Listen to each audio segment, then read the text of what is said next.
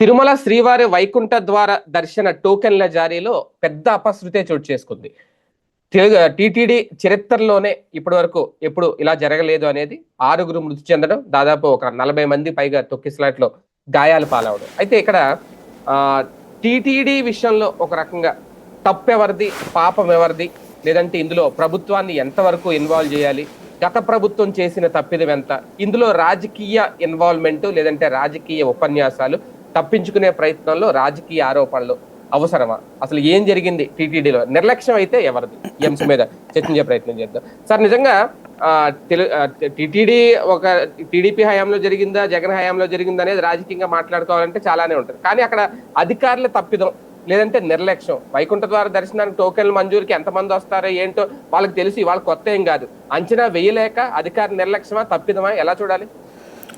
ఇక్కడ ఒకటి, అధికార యంత్రాంగంలో ఇప్పుడు కీలక పదవుల్లో పెట్టినప్పుడు ఒక బ్యాలెన్స్ చేయాలి ప్రభుత్వం అనేటువంటి. ఎక్స్పీరియన్స్ లేని వాళ్ళు ఇద్దరిని అక్కడ కలపాలి. ఇప్పుడు ఈఓ గారు కొత్త ఆయన, జేఈఓ గారు కొత్త ఆయన, చైర్మన్ గారు కొత్త ఆయన. వీళ్ళ ముగ్గురికి ఏం తెలుస్తుంది? కింద ఉన్న సిబ్బంది చెప్పే మాటలు వింటారు. సిబ్బంది ధైర్యంగా వాళ్ళకి ఏం చెప్తారు? ఏముండదు. ఇంకోటి ఎస్పీ గారు కొత్త అక్కడ. ఇక్కడ ఇష్యూ ఏంటంటే, తిరుపతిలో ఉన్నటువంటి ప్రతి ఒక్కరికి తెలుసు అక్కడ ఎట్లుంటుంది అనేది. తిరుపతిలో పనిచేసిన వాడిగా నాకు తెలుసు అక్కడ ఎట్లా జరుగుతుంటుంది అనేటువంటిది. ఒక సిస్టము ఇదివరకు ఒక రకంగా ఉందంటే మనం ఇంకొక రకంగా మార్చాలి. ఏది ప్రాబ్లమ్స్ సొల్యూషన్ వచ్చే దిశగా మారిస్తే మన గొప్పతనం అవుతుంది. అలా కాకుండా మనం ఇంకా కొత్త ట్రెండింగ్గా ఇంకా ముందుకెళ్తున్నాం అనుకుంటే తప్పు. వైసీపీ హయాంలో ఏం చేశారంటే, తిరుపతిలో ముందు తిరుపతి వాళ్ళకి 10% కోటాని ఇచ్చేవాళ్ళు. వాళ్ళు 3-4 రోజుల పాటు వాళ్ళకి ఇచ్చేవాళ్ళు. ఆధార్ కార్డు తీసుకుని వెళ్తే వాళ్ళకి ఇస్తారనమాట. ఇది నడిచిన తర్వాత మిగతా వచ్చేటప్పటికి ఈ ఆన్లైన్ కోటాలు ఒకటి, ఆ తర్వాత వచ్చే వాళ్ళకి సంబంధించి ప్రిపరేషన్, వచ్చినోడు వచ్చినట్టు ఫస్ట్ క్యూ లైన్లో నుంచునేటట్టు సిస్టమ్ ఉంటుంది. యాక్చువల్గా ఈ మనకి హిందూ చైతన్యం వచ్చేటటువంటి సందర్భంలో పీఠాధిపతులతో, మఠాధిపతులతో, తర్వాత ఈ ప్రవచనకర్తలతో టీటీడీ ముందుగా కూర్చుని మాట్లాడుకుని ఎలాగ జనంలోకి ఒక అంశాన్ని తీసుకెళ్ళాలి అన్నటువంటి వ్యవహారం మీదన వాళ్ళని వీళ్ళు అసలు పట్టించుకోవట్లేదు. వైకుంఠ ఏకాదశి రోజునే దర్శనం చేసుకుంటే మాత్రమే మనం పుణ్యం వస్తుంది, లేకపోతే వైకుంఠానికి వెళ్తామని ఒక ఫీలింగ్ని బాగా బలంగా తీసుకెళ్లారు ప్రవచనకర్తలు. అందరూ కాదు, కొంతమంది చెప్పారు. ఎప్పుడున్నా ఇప్పుడు గరికపాటి లాంటి వాళ్ళు అయితే, దేవుడు అక్కడే ఉంటాడు కదమ్మా, ఎప్పుడు వెళ్తే ఏంటి, ఎట్నుంచి వెళ్తే ఏంటి, మీరు దేవుడిని చూడాలి కానీ అని చెప్పుకోవచ్చు. ఇలాగ అందరి చేత చెప్పించడంలో వీళ్ళు విఫలమయ్యారు. అందరిని కూర్చోబెట్టి కమ్యూనికేట్ చేయిస్తే ఏ రోజు వచ్చినది ఆ రోజున కొంచెం పవిత్రం. అంటే మనం రోజు మనిషిని తింటాం, తిరుగుతాం, నడుస్తుంటాం. పుట్టినరోజు సపరేట్. ఈ వైకుంఠ ఏకాదశి అనేది ఎందుకు వస్తుంది? మహావిష్ణువు యోగ నిద్రలో ఉంటారు, ఆ రోజును లెగుస్తారు అనేటటువంటిది. దాన్ని ఎలా ఎక్స్ప్లెయిన్ చేయాలి? మనకి దేవుడు ఒకసారి కళ్ళు తెరిస్తే 10 రోజులు 15 రోజుల పాటు లెక్కమ్మ మనకి భూమి మీద లాంటిది. మీరు నేను చెప్తే నమ్మరు, స్వామీజీలు చెప్తే నమ్ముతారు, ప్రవచనకర్తలు చెప్తే నమ్ముతారు, అర్చకులు చెప్తే నమ్ముతారు. ఇప్పుడు శ్రీరంగం అనేటటువంటి పట్టణం తెలుసు కదా మనకి. అక్కడ వైకుంఠ ద్వార దర్శనం 10 రోజుల పాటు ఉంటుంది. ఇదివరకు మనకి తిరుమల అట్టు ఉండేది కాదు. ఏకాదశి, ద్వాదశి, వైకుంఠ ఏకాదశి, వైకుంఠ ద్వాదశి, ఇంతే రెండే ఇదివరకు ఇక్కడ జరిపోయి. ఆ 3వ రోజు నుంచి మామూలుగా జరిగిపోయేది. దాన్ని ఈ క్రౌడ్ని దృష్టిలో పెట్టుకుని, ఈ ప్రెషర్ని దృష్టిలో పెట్టుకుని జగన్ టైంలో వీళ్ళతో మాట్లాడినప్పుడు, అంటే జగన్ మాట్లాడి ఉండడు, ఈ టీటీడీ ఈఓకి ఇది చైర్మన్ వీళ్ళకి స్వేచ్ఛ ఇచ్చినప్పుడు వీళ్ళు వాళ్ళతో కూర్చున్నప్పుడు చెప్పుకొచ్చినటువంటి పాయింట్, ఇట్లా శ్రీరంగంలో 10 రోజులు ఉంది, మనం కూడా 10 రోజులు పెడితే క్రౌడ్ కొంత కంట్రోల్ అవుతుంది అని చెప్పారు. అలా పెట్టినప్పటి నుంచి అలా 10 రోజులు అనేటప్పటికి చాలా వరకు ఒత్తిడి తగ్గింది, ప్రశాంతంగా నడిచిపోయింది. ఇప్పుడు ఈ ట్రిప్ ఏమైంది విషయము, అదే కొనసాగిస్తామన్నారు. Very good. కొనసాగించాలన్నప్పుడు ఇప్పుడు మనం ఫస్ట్ వచ్చాను, నేను వచ్చినోడు నేను క్యూ లైన్లోకి వెళ్ళిపోతా. అక్కడ పెట్టడం కూడా దాదాపు 97 ఏమో క్యూ లైన్లు పెట్టారు, 97 కౌంటర్లు పెట్టారు. కింద దాదాపుగా 97 కౌంటర్లు, పైన 1, 2 పెట్టినట్టున్నారు తిరుమల కొండ మీద కూడా. ఈ వచ్చేటటువంటి వాళ్ళకి తెల్లవారుజామున 4 గంటలకి టోకెన్లు ఇస్తామన్నారు. ఈ ఫీలింగ్ ఎట్లా ఉంటుందంటే, మనం ముందే వెళ్ళిపోయి పొద్దున్నే వెళ్ళి కూర్చుంటే లైన్లో తీసుకోవచ్చు కదా అని చాలా మంది వచ్చేసారు. వచ్చినటువంటి వాళ్ళ దీన్ని అంచనా వేయాల. ఇక్కడ ఇది గుర్తుపెట్టుకోవాల్సింది ఏంటంటే, హిందూ చైతన్యాన్ని అంచనా వేయడంలో విఫలమయ్యారు వీళ్ళు. హిందువులు ఇవాళ దేశవ్యాప్తంగా చైతన్యవంతులు అవుతున్నారు, ఆలయాలకు వెళ్ళాలనుకుంటున్నారు, వాళ్ళల్లో ఒక బలమైనటువంటి సెంటిమెంట్ రగులుతోంది. గ్రౌండ్ లెవెల్లో మత మార్పిడుల ఇంపాక్ట్ కావచ్చు, గ్రౌండ్ లెవెల్లో ఉన్నటువంటి మైనారిటీ బుజ్జిగింపు చర్యలు కావచ్చు, వీళ్ళల్లో ఒక మన దేవుళ్ళను మనం ఇట్లా వదిలేయడం ఏంటి అనేటటువంటి రూట్లోకి వచ్చేసారు బాగా. ఈ చైతన్యం పెరుగుతోంది క్రమక్రమంగా. దానికి సాక్ష్యం హిందూ శంకరావు చూసాం కదా. అట్లాంటప్పుడు ఆ చైతన్యం ఉన్నప్పుడు వస్తారు అని గ్రహించినప్పుడు ఎంతమందిని పెట్టాలా? శ్రీవారి సేవకులను 25,000 మందిని బట్టరా పెట్టి అక్కడ లైన్లో వచ్చిన వాళ్ళని వచ్చినట్టు. ఇప్పుడు ఏం చేయాలి? క్యూ లైన్లో పెట్టలేదు. ఇక్కడ ఏం చేశారు? ఆ బైరాగి పట్టెడ ప్రాంతంలో అక్కడ ఉన్న పార్కులో కూర్చోబెట్టేశారు వాళ్ళందరినీ. వచ్చిన వాళ్ళందరూ అటు పోండి, ఆ లోపల పోండి, ఆ లోపలికి పోండి అన్నారు. అక్కడే తప్పు చేసింది ఏంటంటే, ఒకవేళ అక్కడే కూర్చోబెట్టాలనుకున్నావు నువ్వు అంటే, ఎప్పుడో తెల్లారుజామున రెండో రోజు తెల్లారుజామున 4 గంటల కంటే ఇవాళ పొద్దు నుంచి వస్తే మేమేం చేయాలంటారు వీళ్ళు. బట్ ఇది అంచనా వెయ్యాలి, అది అంచనాలో విఫలమయ్యారు. అలా వచ్చిన వాళ్ళందరూ పార్కులో కూర్చున్నారు, బయటికి వెళ్ళి తెచ్చుకుంటున్నారు, తింటున్నారు, తిరుగుతున్నారు, అదో పార్కులా కూర్చుని ఉన్నారు. అలా కాకుండా నువ్వు ఈ క్యూ లైన్ కోసం అన్నావు కదా, అలా వచ్చిన వాళ్ళందరినీ ఫస్ట్ లైన్లో కూర్చోబెట్టు, దాని వెనకాల సెకండ్ లైన్లో కూర్చోబెట్టు, దాని వెనకాల థర్డ్ లైన్లో కూర్చోబెట్టు. ఇది ఎట్లాగా ఉంటుందంటే, నాకు బాగా గుర్తు 1992 పుష్కరాలు. ఆ పుష్కరాల్లో నేను ఒక స్వచ్ఛంద సంస్థ తరపున పనిచేశా. వాస్తవంగా ఆ స్వచ్ఛంద సంస్థకి సంబంధించినటువంటి తరపున ఆ ఘాట్ ఇన్ఛార్జిగా ఒక ఆయన వేశారు, నన్ను అసిస్టెంట్గా వేశారు ఆయనకి, సహాయకారుడిగా. ఎందుకు? నేను అప్పుడు డిగ్రీ ఫస్ట్ ఇయర్ చదువుతున్నటువంటి 92 అంటే డిగ్రీ ఫస్ట్ ఇయర్లో ఉన్నాను అనమాట అప్పుడే. ఆ టైంలో నన్ను సహాయకారిగా వేశారు. ఆయన కరెక్ట్గా రేపు పొద్దుననగా ఆయనకి హార్ట్ అటాక్ వచ్చి హాస్పిటల్లో జాయిన్ అవడంతో ఘాట్ వర్క్ నాకు అప్పచెప్పారు, ఘాట్ ఇన్ఛార్జిగా. దుర్గా ఘాట్ తెలుసు కదా ఎట్లా ఉంటుందో. పుష్కరాలంటే నాకు తెలియదు, నేను ఫస్ట్ టైం అది చూడటం. ఇలాగే తెల్లారుజామున ఒక్కసారిగా తోసుకుంటూ వచ్చేసారు. వచ్చేసేటప్పటికి అక్కడేంటి, ఫస్ట్ నాకు ఒక 500 మంది దాకా ఇట్లా సర్వీస్ చేయడానికి వచ్చినటువంటి వాలంటీర్లు ఉన్నారు, నాకు అప్పచెప్పబడింది వాళ్ళని. వాళ్ళు షిఫ్ట్కి 150 మంది చొప్పున పనిచేస్తారనమాట.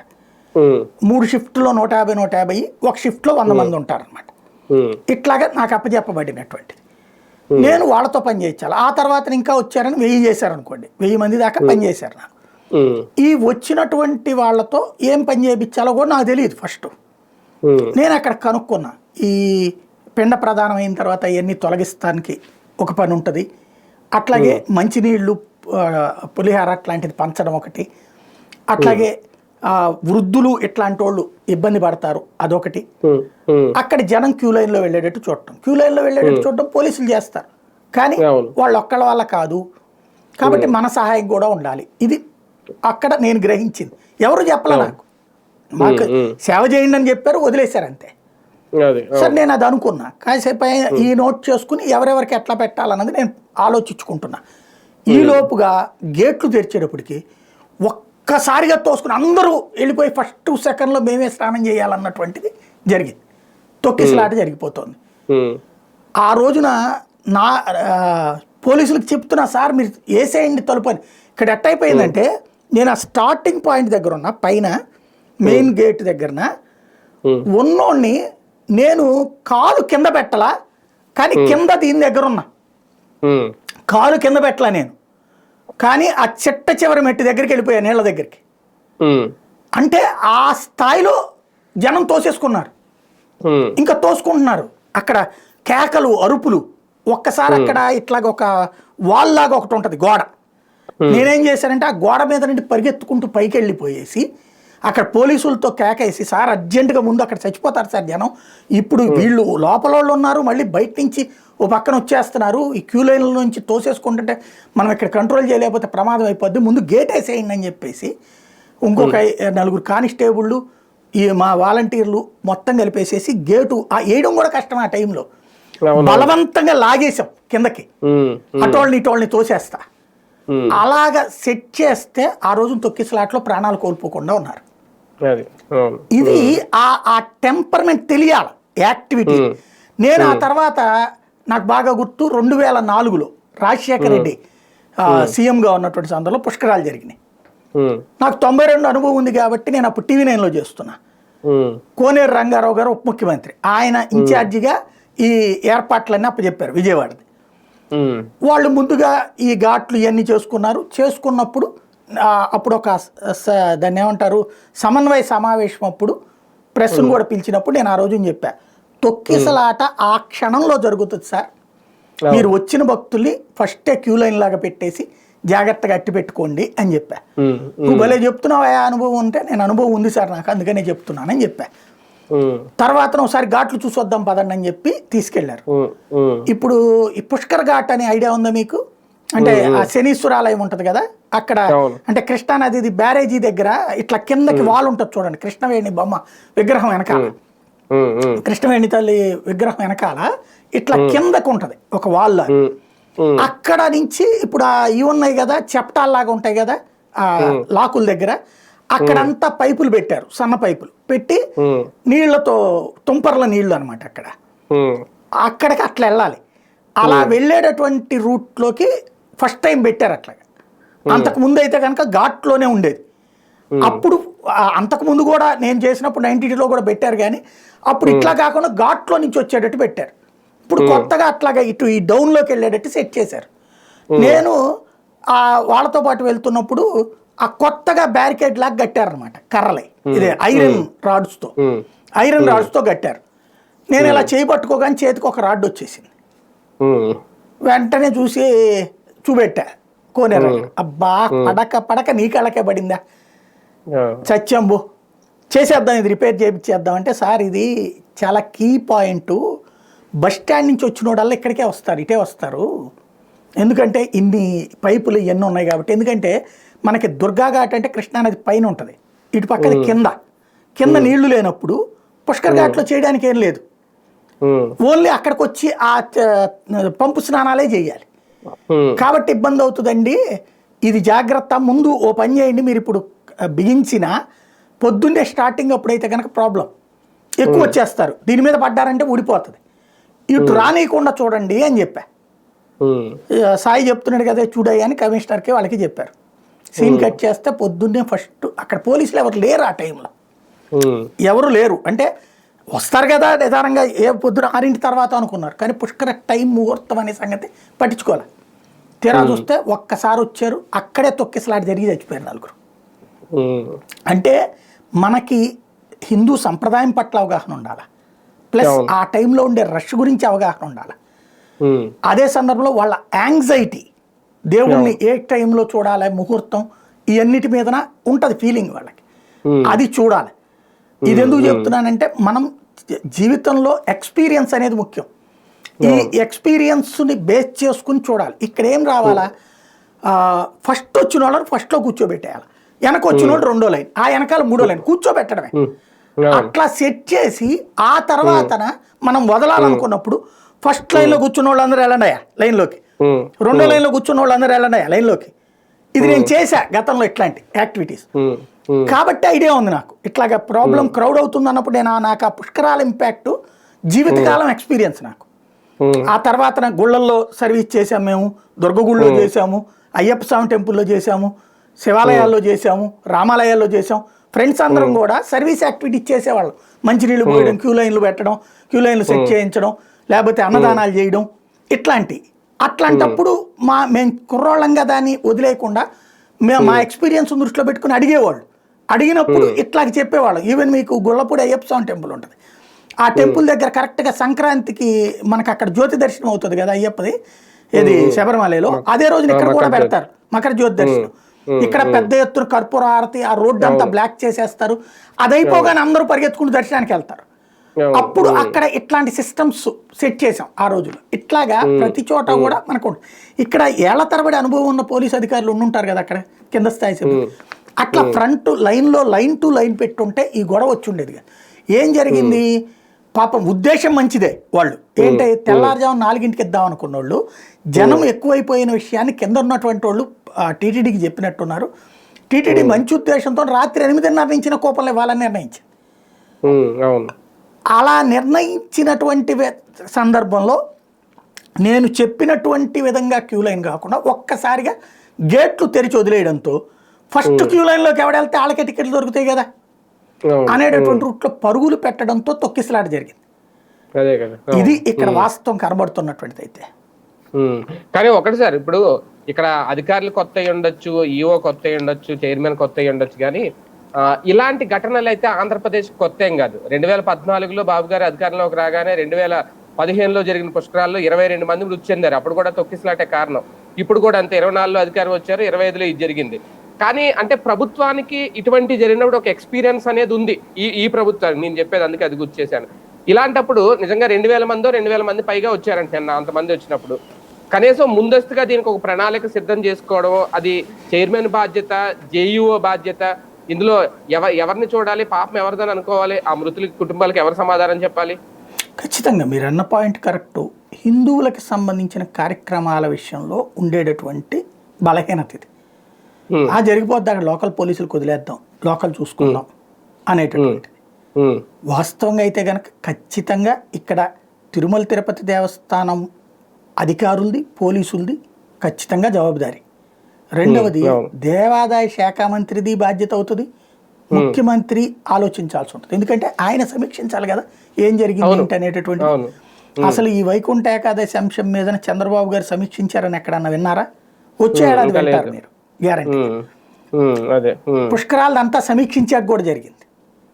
కాన్సెప్ట్ ఏంటంటే మనం ట్రీట్ చేసే విధానం, ఎక్స్పీరియన్స్ అనేది మనం ఇన్నేళ్ళు పదవుల్లో ఉన్నామన్నది కాదు, పదవుల్లో ఉన్నప్పుడు ఏం నేర్చుకున్నామన్నది ఇక్కడ ముఖ్యం. తొక్కిసలాటలో ప్రాణాలు కోల్పోవడం అంటే ఖచ్చితంగా ప్రభుత్వాల వైఫల్యమేది. ఇదే జగన్ హయాంలో జరిగిందంటే రచ్చ నడిచుండేది గ్యారంటీగా.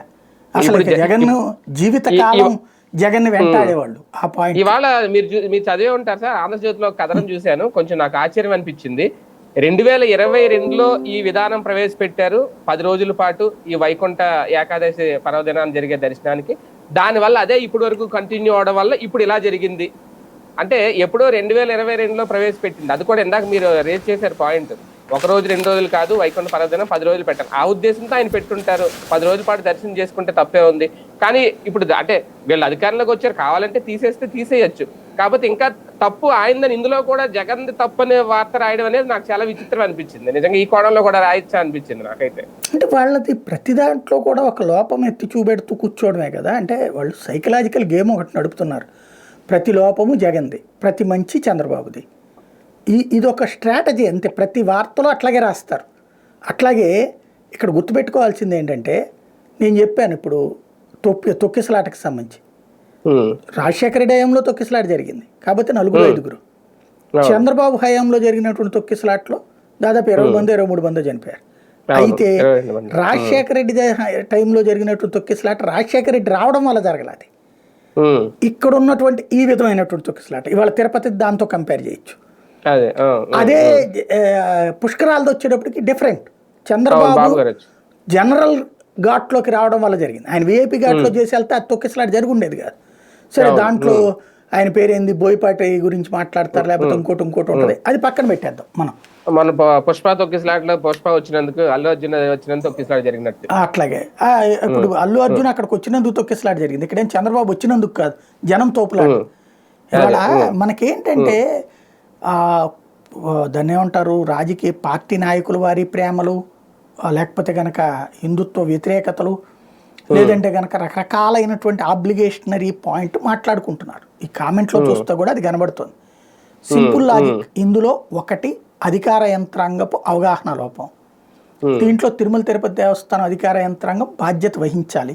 ఇప్పుడు శ్రీవారి సేవకుల్ని పట్టుకొచ్చి ఇట్లాగా ఈ క్యూ లైన్లో నడిపేది పోలీసు, శ్రీవారి సేవకులు. ఇప్పుడు నిన్న మనం చూసాం హైందవ శంకరావానికి పోలీసులు ఉన్నారు. పోలీసులతో పాటు ఎవరు పనిచేశారు? వాళ్ళకి సంబంధించినటువంటి వాళ్ళు స్వచ్ఛందంగా పనిచేశారు.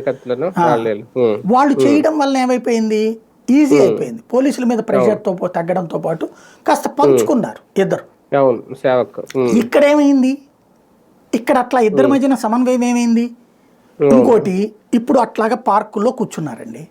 వాళ్ళందరికీ కాస్త పులిహార పెట్టడమో, కాస్త దద్దోజనం పెట్టడమో, కాస్త భోజనాలు ఏర్పాటు చేయడమో చేసుంటే వాళ్ళు అక్కడ కూర్చుంటారు కదా, లైన్లో కూర్చున్నాయా మీకు పెడుతున్నాం, మీ దగ్గరికే తెస్తున్నాం అని జరుగుతుంది కదా. ఇక్కడ జవాబుదారీ తీసుకోలేదు. రెండవది, ఇక్కడ ఇంకొక కీలకమైన విషయం చాలా మందికి తెలియట్లేదు. ఇక్కడ ఈ సిస్టంలో ఒక పెద్ద ల్యాప్సెస్ ఉంది. కౌంటర్ని ఇక్కడ ఇట్లా పెట్టడం వలన అంటే నువ్వు ఏం చేయాలి, తిరుమల తిరుపతి దేవస్థానానికి రాష్ట్ర వ్యాప్తంగా దేశవ్యాప్తంగా ఏరియాలు ఉన్నాయి కదా, కళ్యాణ మండపాలు అవి ఉన్నాయి కదా, ఆయా ప్రదేశాల్లో బుక్ చేస్తే అక్కడి నుంచి ఇక్కడ దాకా వచ్చి కూర్చోవాల్సిన అవసరం లేదుగా, ఇంత టెన్షన్ ఉండదుగా. నెంబర్ 1.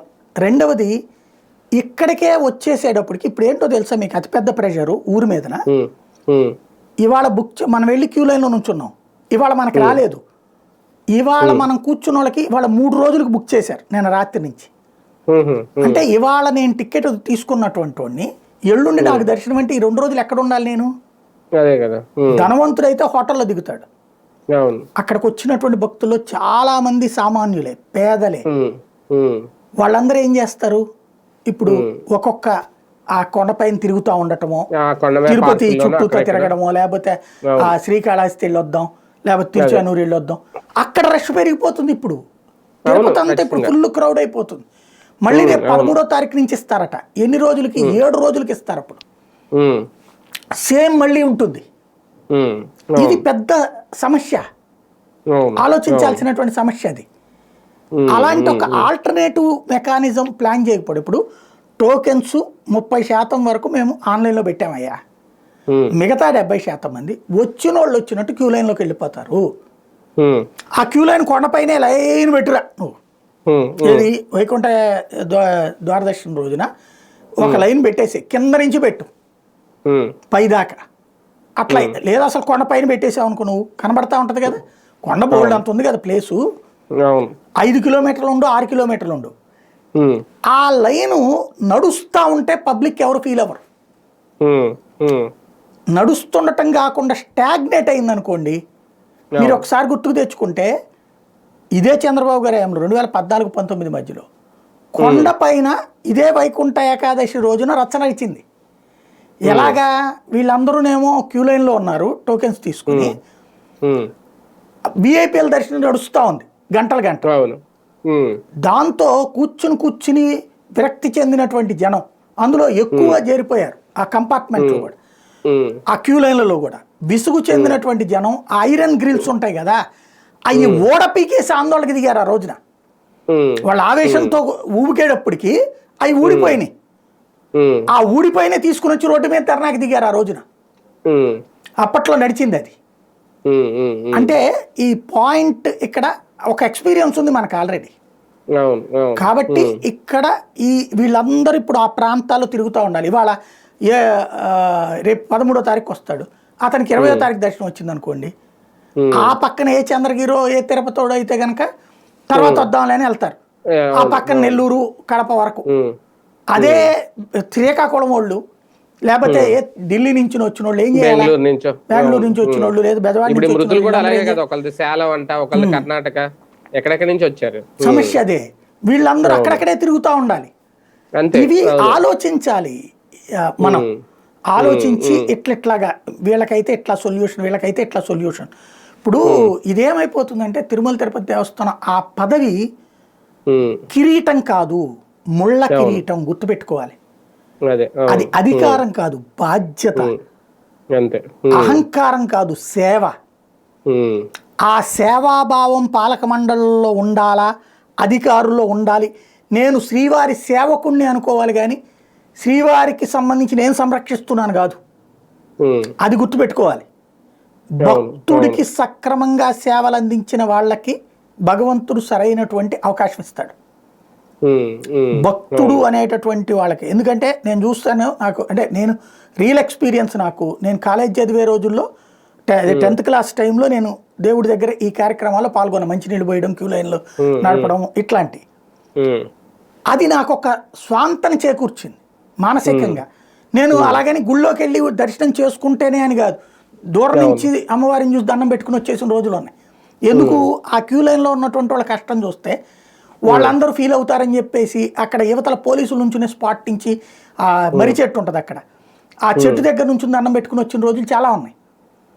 నాకు అక్కడ మెయిన్ ఏంటి, దేవుడి సేవ, దేవుడి తరపున ఆ భక్తులకి సేవ చేయటం. మనం దేవుడి తరపున భక్తులకి సేవ చేయటం మనకిచ్చిన బాధ్యత అని మనం మనస్ఫూర్తిగా గుర్తుపెట్టుకుంటే ఏ ప్రాబ్లం ఉండదు, అంతా మంచి జరుగుతుంది. టీటీడీ కొత్త చైర్మన్ రాగానే, నాయుడు గారు రాగానే కొన్ని ప్రక్షాళనలో అన్ని మార్పులు చేర్పులు చేయడం మొదలు పెట్టారు. కానీ దీని విషయంలో ఆయన దృష్టి పెట్టలేదా? ఇప్పుడు ఆయన కూడా నేను ఇచ్చిన స్టేట్మెంట్ ఇది కంప్లీట్ గా అధికారుల తప్పుదు అని చేతులు ఎత్తేయాలా, చైర్మన్ కూడా ఒక పరీక్ష అనుకోవాలి? ఇక్కడ బేసిక్గా ఇది గనక వీళ్ళ టైంలో జరిగి ఉంటే, కరుణాకర్ రెడ్డి పాపం వాళ్ళ మనుషులు వచ్చారు, వీళ్ళ మనుషులు వచ్చారు, ఇవన్నీ నడుస్తుంది. ఇక్కడ ఏంటంటే నాకు అవగాహన, నాకు అర్థమవుతున్నంత వరకు వీళ్ళ ముగ్గురు మధ్యన సమన్వయ లోపం ఉంది. ఎవరికి వాళ్ళు చంద్రబాబు గారిని మెప్పించే ప్రయత్నంలో ఉన్నారు. EO, JEO, chairman. బాబు గారి మెప్పు పొందడం ప్లస్ మీడియా ద్వారా బాగా జరిగిపోతుందని ప్రొజెక్ట్ చేయడం మీదనే కాన్సన్ట్రేట్ చేసుకుంటున్నారు. రియల్ గా భక్తుల దగ్గర చేస్తున్నది తక్కువ. రియల్ గా సమీక్షించారు. ఇలాంటి తొక్కిసలాటలు జరిగి ఉండొచ్చు కానీ మరణాలు ఏం జరగలేనట్టుందిగా. తోపులాటలు జరిగినాయి, తొక్కిసలాటలు ఎప్పుడు జరగల, తొక్కిసలాట మరణాలు ఎప్పుడు చోటు చేసుకోవాలి. కానీ సాధారణంగా మామూలుగా ఇప్పుడు మన పుష్ప తొక్కిసలాట్లో మృతి చెందారు, ఆయన దగ్గర నుంచే సినిమా యూనిట్ నుంచి 2 కోట్లు ఎంత ఇప్పించారు. ఏ పుష్కరాలు ఇలాంటివి జరిగినప్పుడు ప్రభుత్వం భరిస్తుంది. ఇప్పుడు టీటీడీలో దీనికి ఎవరు పరిహారం చెల్లిస్తారు, ఎవరు బాధ్యులు? టీటీడీనే చెల్లిస్తుంది సాధారణంగా. కాకపోతే ఏంటంటే ఇంతవరకు కూడా ఈ మనకి దేశంలో జరిగిన హిందూ పుణ్యకార్యాలకు సంబంధించినటువంటి కార్యక్రమాల తొక్కిసలాటలలో ఏ రోజు కూడా తిరుపతి పేరు చోటు చేసుకోవాలి. పుష్కరాలకి జరిగినయ్యా లేకపోతే ఈ ఎప్పుడు కూడా మనకి ఆంధ్రప్రదేశ్లో లేదు. ఇప్పుడు ఫస్ట్ టైం ఒక విచిత్రమైనటువంటి పరిస్థితి ఏంటంటే, ఈ లెక్క చూసుకుంటే కూడా అదే బాధ అనిపించేటటువంటి పాయింట్. ఇప్పుడు జరిగినటువంటి దాంట్లో ఇక మళ్ళీ లైఫ్లో లాంగ్ ఎప్పుడైనా సరే ఈ పాయింట్ వస్తుంది. తిరుపతిలో తొక్కిసలాట కూడా అప్పట్లో 6 చనిపోయారు, ఇప్పుడు పుష్కరాల్లో 23 మంది చనిపోయారు. ఇదివరకు ఏంటి మనకి హరిద్వార్లో జరిగింది, లేకపోతే కనుక అక్కడెక్కడో జరిగింది. ఇప్పుడు మన దగ్గరన చనిపోవడం. అప్పట్లో ఏమన్నారు, కొమ్మేళాలో జరగలేదా, అప్పుడు ఎవరన్నా అన్నారా అని ప్రశ్నించారు. ఇప్పుడు వరుసగా 2 సార్లు కూడా ఇప్పుడే జరిగినాయి. ఇది సమస్య అవుతుంది. కాబట్టి ఇప్పుడు ఇక్కడ అధికార యంత్రాంగం అనేటటువంటి వాళ్ళు, ఒకటి పాలక మండలి, అదే కదా చేయాల్సిన పని. పాలక మండలి సభ్యులందరూ ఏం చేయాలి ఈ టైంలో? పంచెలు కట్టుకుని అక్కడ నుంచోవాలా, శ్రీవారి సేవకులు పట్టుకుని నుంచోవాలి. మీకు ఇచ్చింది అందుకే కదా పదవి. ఎంతమంది ఉన్నారు అక్కడ వాళ్ళు? ఇప్పుడు ఇది ఎట్లా ఉండాలంటే, ఇప్పుడు నేను ఇందాక చెప్పాను నేను చేసిన పని. అప్పుడు మా టీంలో ఒకళ్ళేమో భోజనాలు చూసేవాళ్ళు, ఒకళ్ళేమో ప్రసాదాలు పంచేది చూసేవాళ్ళు. నాకు ఘాటప్ప చెప్పారు. ఇట్లాగా ఒక్కొక్కరికి ఒక్కొక్క డ్యూటీ. అట్లాగా ఇప్పుడు మొత్తం అయ్యా ఎంతమంది అయితే ఉన్నారో మనకి సంబంధించినటువంటి ట్రస్ట్ బోర్డు సభ్యులందరూ, మీరు కింద కౌంటర్లని ఈ 5 కవర్ చేయండి, ఆ పై కౌంటరు ఈ 2 కవర్ చేయండి, భోజనాల దగ్గర మీ 4 ఉండండి, ప్రసాదాల దగ్గర మీ 4 ఉండండి. ఏదన్నా ప్రాబ్లం వచ్చిందంటే మనం వైర్లెస్లో మాట్లాడుకుందాం. ఈఓ గారు కూడా మనకి దగ్గర ఉండాలా, ఈఓ గారు జేఈఓ గారు మీకు మేము చెప్పగానే వెంటనే సెటరేట్ చేయండి. ఇది కదా పాలక మండలి చేయాల్సిన పని. ఇదే కదా బాధ్యత అనేటటువంటిది. అంతేగాని నాకు 300 టోకెన్లు ఎన్ని ఇస్తావు, బ్రేక్ దర్శనాలు ఎన్ని ఇస్తారు, నా బంధువులు ఎంతమందిని తెచ్చుకోవచ్చు, నాకు తెలిసిన వాళ్ళకి ఎంతమంది ఇచ్చుకోవచ్చు, నా రూమ్లు ఎన్ని ఇచ్చుకోవచ్చు, దీనికోసమా మనకి ఇచ్చింది పాలక మండలి? అసలు పాలక మండలి అంటమే తప్పు. దేవుడిని పాలించేది ఏందండి? నాకు అదే అడుగుతాను. అక్కడే ఓ తప్పు ఉంది, ఇక్కడ తప్పు ఉంది, ఆలోచించాల్సిన సందర్భం అది. అది రైట్. చూద్దాం. మొత్తానికి తిరుమలలో గతంలో ఎప్పుడూ జరగంది ఒక ఊహించని పెను విషాదం అయితే చోటు చేసుకుంది నిజంగా. అదే దీన్ని రాజకీయం చేసుకుంటూ తప్పు అధికారుల మీద వేసేసి లైట్ తీసుకుంటారా, ఇటువంటివి మళ్ళీ పునరావృతం జరగకుండా ఒక రకంగా రాష్ట్ర ప్రభుత్వం మీదే కాదు ఈ మచ్చ, తిరుమల పవిత్ర పుణ్యక్షేత్రం మీద కూడా ఒక మచ్చ పడింది. ఇప్పుడు అది నిర్లక్ష్యం ఎవరిది, ఆ పాపం ఎవరిది అంటే ఇంకా ఏడుకొండల వాడే చూసుకోవాలి. అలాగే మరణించిన వారి మృతుల కుటుంబాలకు కూడా ఏం సమాధానం చెప్తారు, ఎవరు చెప్తారు అని కూడా వేచి చూడాలి.